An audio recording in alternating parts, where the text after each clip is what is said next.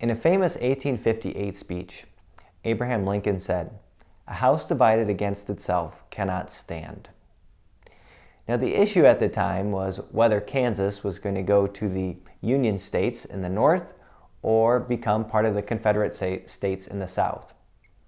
And while Abraham Lincoln is attributed with this phrase, it actually comes from Jesus in our gospel today. What's happened is Jesus has healed someone of a demon, and they say, where does he get the power to do this? Maybe he is the devil. And Jesus points out that it's really the goal of the evil one to separate us into camps, to divide us.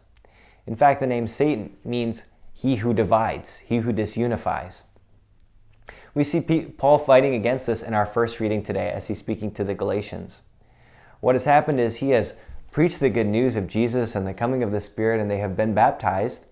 But then after Paul leaves, they say, we're just going to stick with the Old Testament. And Paul says, no, this story is one continuous unified story. The story of Jesus and the coming of the Holy Spirit is seen there in the very beginnings. So he goes all the way back to Abraham at the beginning of the Old Testament and connects it to the Spirit that is alive in their lives now.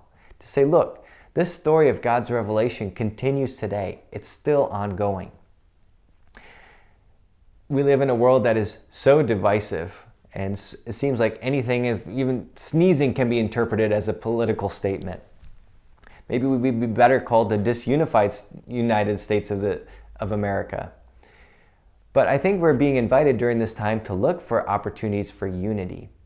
Because when this is all over, when this election has passed, we'll still have to live in the same house.